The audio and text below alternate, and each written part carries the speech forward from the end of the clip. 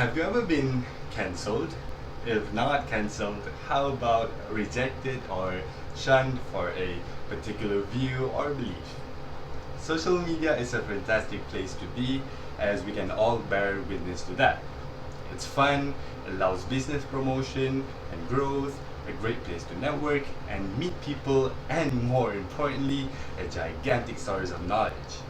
The people who created this platform intended it to mend lives, keep us informed by creating a fantastic means of accessing, assessing, and obtaining information to improve our daily lives. It's hard to say this purpose has not been achieved, but it has also destroyed lives. Day in and day out, people are constantly plagued by what they particularly read about themselves online, particularly celebrities and public figures. This brings me to my main topic, which is the cancel culture. We must all agree that this concept, aka the bandwagon mentality, has been around for a really long while. But there were also more specific cancellations. Ladies and gentlemen, from celebrities, Jimmy Fallon, J.K. Rowling, and Ellen DeGeneres, to brands like SoulCycle and Oatly, as well as a fair few amount of normal people.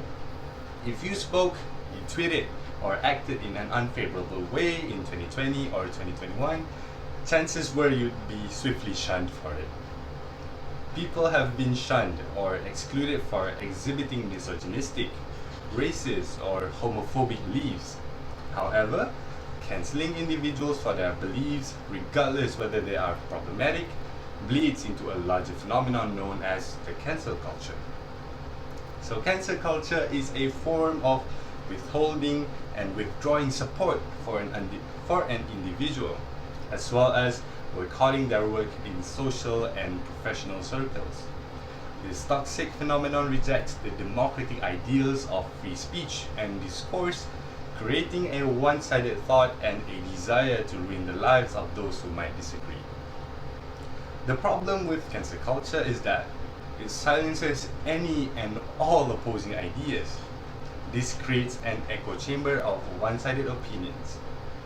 People who may provide a fresh argument and encourage discourse are rejected from said echo chamber because their opinions differ from the majority. A key aspect of healthy debate is working towards researching and understanding both sides of an issue that go beyond one's dependence on a single source of information. This challenges individuals to fully understand on an issue before taking a position on it. Unfortunately, this approach is missing in cancel culture due to the lack of opposing views. Another problem with canceling people with opposing beliefs is that it silences particular ethnic, socio-economic, racial, and even gendered viewpoints. Ladies and gentlemen, canceling an individual may result in dangerous consequences. Firstly, cancelled individuals' reputations are often tarnished. This can be seen in the crumbling reputation of Jimmy Fallon. His reputation was tarnished after an SNL episode from 2000 has resurfaced. In this episode, Fallon impersonates Chris Rock in blackface. This offense has led to trending Twitter hashtags that aim to expose Fallon as a racist. So another consequence of cancel culture is the targeted individual's susceptibility to threats. For example, J.K. Rowling received death and rape threats after her anti-trans tweets. In these tweets, she takes a firm stand on the definition of sex and transphobically rejects other interpretations that differ from her own. I find the actions of Fallon and Rowling to be deplorable. Nevertheless, problematic ideas should not be cancelled, where doing so would only make people fall deeper into their own beliefs. How can individuals change their thoughts if they are not questioned about their thinking? Shunning the individual is not only unproductive in changing their troublesome views, but it allows them to continue to share opinions without considering the potential problems of their belief systems. Through an open dialogue, A person can learn more about differing opinions and change their original stance.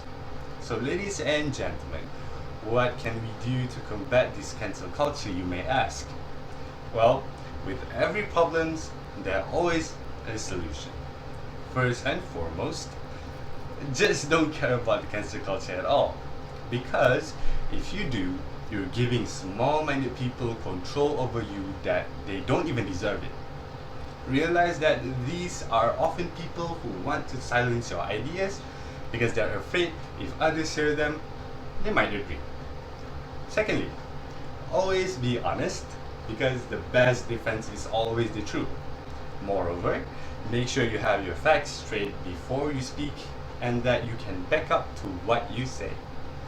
When you're wrong, have the courage to admit that you're wrong. But when you're right and taking a principled stand, have the courage to stand up for those principles even in the face of withering criticism. Others will see your strength and be encouraged by it. But if you're right and you give in, you have only served the emboldened cancel culture.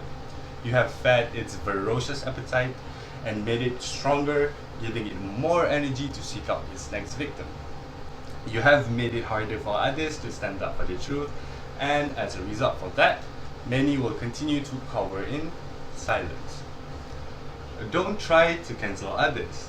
There's no need for you guys to be cruel and adopt the tactics of cancellation. Here is where I go back to my faith-based roots. We all fall far short of perfection, but we need to show grace and forgiveness towards others, especially if we hope for the same mercy from others when we inevitably stumble ourselves. Be principled and don't be a hypocrite. Hypocrites make easy targets for cancelling and are fun for everyone to take down a few pegs.